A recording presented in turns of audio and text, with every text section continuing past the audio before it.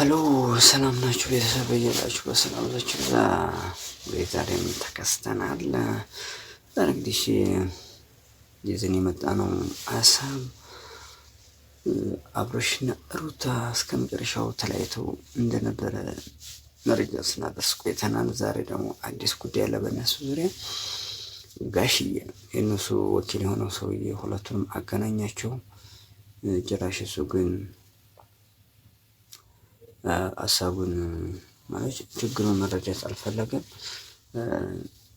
ሰው እንደገደልኩ ነው የታሰበው ያለው ጥፋት ያለው በርግጥ ሰው እንደገደል አይነት ነገር እያሰበች ያለችው ብሏል። እሷም ጭራሽ ከዚህ በኋላ አንተን የሚሉ ሰው ማግኘት አልፈልግም፣ ማግኘት ከዚህ በኋላ ነገሮች ሁሉ አብቅተዋል ነው እያለች ያለችው። ሽማግሌው ማይ እሷን ታይ ሁለታችሁንም ተው መለስ የለባችሁም እያሉ ሸምግለዋል። ነገር ግን በተለይ እሷ ጨከኝ ያለች ትመስላለች። ከዚህ በኋላ በፍጹም አላደርገውም፣ ነገሮች ሁሉ አብቅተዋል ነው እያለች ያለችው። መፍትሄው ምን ይሆናል? ሰውዬን እምቢ ይላሉ ተብሎ አይጠበቅም። ነገር ግን ፈቃደኛ አይደለችም እሷ። ለማንኛውም እንግዲህ አብርሽም እየታሸ ነው መሆን አልነበረበትም። የጠፋውን ጥፋት ሙሉ በሙሉ ማመን አለበት። ካመነ በኋላ ነው ሰው ችግሩን ካመነ 50% ካመነ ለችግሮች መፍትሄ ጠፋ ተብሎ አይታሰብ። ነገር ግን እሱ አጥፍቻለሁ በእርግጥ ብሏል። እሱም ማፍቀድም ነገር ግን ሰው እንዲገደል ያህል መቆጠር የለብንም። ብዙ አላጠፋም አይነት ነገር ነው። እስኪ ቪዲዮ የሚከብዱ ነገሮች ወደፊት እኮ ሊገጥሙ እንደሚችሉ አውቃለሁ። ግን ደግሞ በተመሳሳይ ጊዜ ተመሳሳይ ነገሮች እንዴት በየአመቱ ማለት በየጊዜው ይፈጠራል? አንድ አመት ሙሉ እሱ ነው በጣም የሰበረኝ። እኔ እሱ ነው ያስቆጣኝ። ከዛ ባሻገር ጋሼ ከዛ ባሻገር ደግሞ ነገሮችን እኔ ወደ እርሶ ጋር ሳይመጣ በፊት ቢኒም ሆነ አብርሽም እርሶ ጋር መጥቶ ነገሮችን እርሶን ከማድከማቸው በፊት እዚህ ድረስ ከማምጣታቸው በፊት እኔ ቤት ውስጥ እያለሁ በጣም ብዙ ነገር ሞክሬያለሁ። እሱን ከሆነ አሁን ልኮ አውቋል፣ ተምሯል፣ ብዙም ነገር አይቶታል። ለምን የሰው ሁኔታ የምንም ሁኔታ እሱ ተምሯል የሚል እኔ ወስጃለሁ። በጣም ተምሯል። እውነቴን ነው። ሳየው ሁኔታ አዝማሚያው ተምሮበታል። ለምን መሰለሽ? እንዲህ ነው መማርም ጥሩ ነው፣ ማየትም ጥሩ ነው። እሱ አይቶታል። አሁን ልጄ እኔ የምለው ለአንዴና ለመጨረሻ አንድ ጊዜ አንድ ላይ ብትሆኑልኝ፣ ሰላም ብትፈጥሩልኝ፣ ይሄንን ነው በቃ። እኔ ምን ያህል ሆን ነበር። እውነቴን ነው። ከሰውም ሊሆን ይችላል፣ በሰውም ተልኮ በእግዚአብሔርም ሊሆን ይችላል። የእናንተ መማሪያ እናንተ ሊያስተምር እግዚአብሔር ሊሆንም ይችላል። እናንተ አሁን ዝም ብላችሁ ሽንብር ፈጠራችሁ እንጂ ሩትዬ የእናንተ መማሪያ ሊሆን ይችላል። መጣ አብሬ እና ሰላም በላት፣ በደንብ ሰላም በላት። እያወራኋት ነበር እና አብረን ነው መጣነው። አዎ እና እግዚአብሔር የእናንተ ነገሮችን ሊያበጃጅም ሊሆን ይችላል። የእናንተ ነገራችሁን ሊያመቻችላችሁም ሊሆን ይችላል። አሁን ዝም ብሎ እኛ እንዲሆናችሁ ተቆራርፋችሁ እንዲ መሰለን እንጂ የእግዚአብሔርም እጅ ሊሆን ይችላል። እንዴ ለምን ቤታችሁ ሊያጸዳ፣ ነገሮቻችሁ ሊያጸዳ፣ እናንተ ሊያጠነክር ሊሆን ይችላል። አሁን ደግሞ ከዚህ በለጠ እናንተ ልትጠነክሩ ትችላላችሁ። ለእግዚአብሔር ማታስቸግሩ በቃ ውስጣችሁ ለእግዚአብሔር የተቀኘ ይሆናል።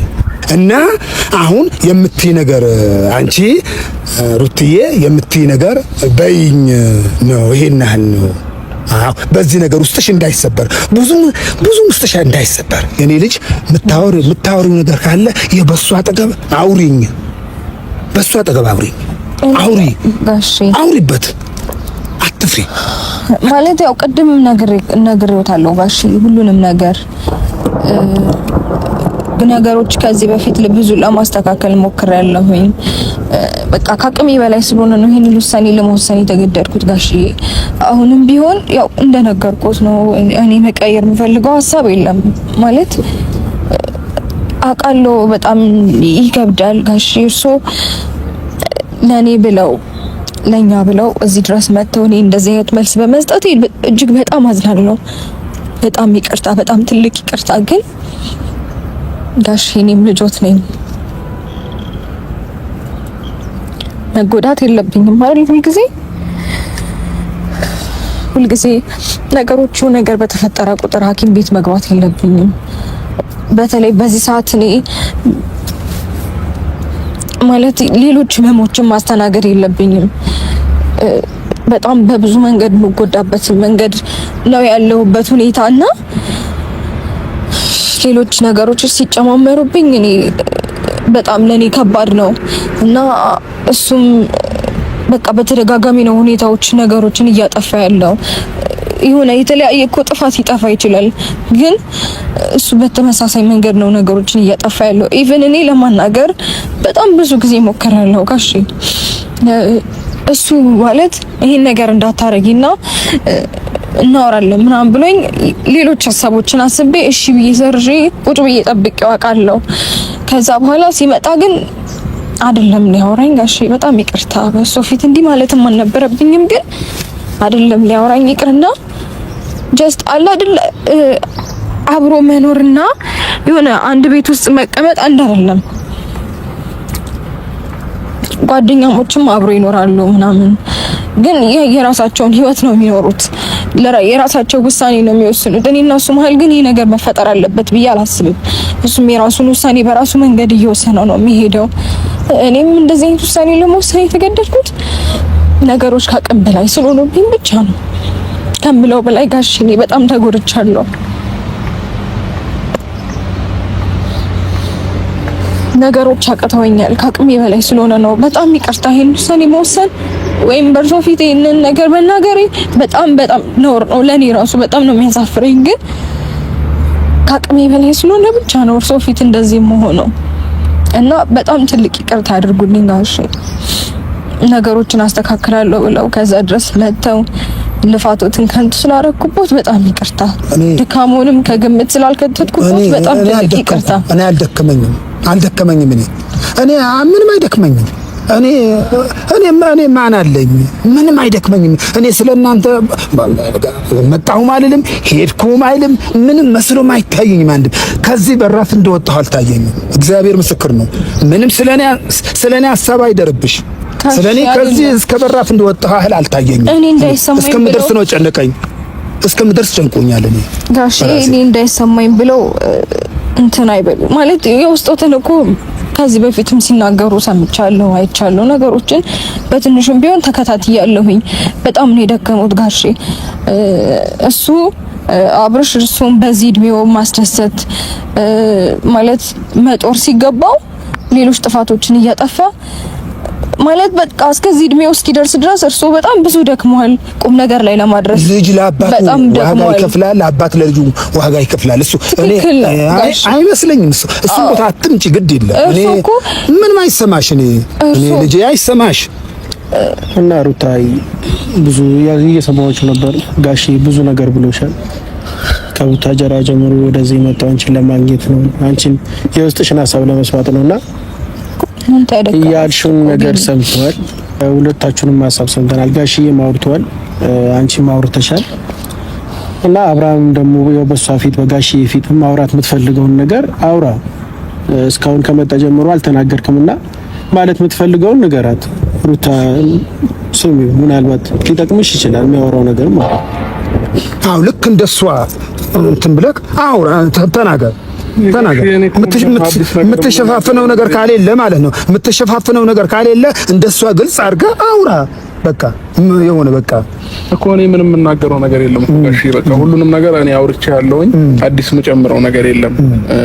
አሁን እሷ በዚህ ልክ የምትልለትን ነገር ይናል ውስጧን የሰበራት ምን እንደሆነ አሁንም ድረስ ግልጽ ልታደርገው አልቻለችም። እኔ ውስጤ ተጎድቷል፣ ተሰብሯል ነው እያለች ያለችው፣ ግን ግልጽ ልታደርገው አልቻለችም ጋሼ። ይሄና ለኔ ከሴት ጋር ተኝቼ አይደለም ያገኘችኝ። በዚህ ልክ የሚያስብላትም ጥፋት እኔንም ወንጀለኛ ለማስባል በዚህ ልክ የሄደችበትም መንገድ ትክክል አይደለም ጋሼ። አሁንም ቢሆን እኔ መታረቁን ብፈልገውም ግን ደግሞ ሁሉንም ነገር እንደተዳፈነ እኔ ላይ ሁሉ ነገር እኔ ላይ እንደሆነ እንድንታረቅም አልፈልግም ጋሼ። እውነቱን ቪዲዮውን ባያችሁት መልኩ ተከታትላችኋል። ቪዲዮውን ላይክ እና ሰብስክራይብ ማድረግ አይረሳ። በያላችሁበት ሰላማችሁ ይብዛ።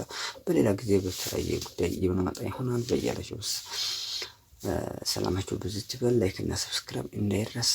በተለይ ቪዲዮውን የምታዩ ሰው ሰብስክራይብ አስፈላጊ ስለሆነ ድካማችን ከንቱ እንዳይሆን ሰብስክራይብ ማድረግ እንዳይረሳ። በያላችሁበት ሰላማችሁ ብዝት ይበልልኝ። በባለፈው እንደነገርኳችሁ ኦልሞስት 98% የሚሆነው ሰው ሰብስክራይብ ሳያደርግ ነው። 1% ማለት በጣም ትንሽ ነው። ስለዚህ እንግዲህ በቅርብ ቀን ቢያንስ በተወሰነ ሳምንት ቀናት ግን 1000 እንኳን ሰብስክራይብ ገባ ደስ ይለኛል። በያላችሁበት ሰላማችሁ ብዝት ይበል። በሌላ ጊዜ ለተለያዩ ጉዳዮች የምንመለስ ይሆናል። ሰላም ያድርገን። በያላችሁበት ሰላም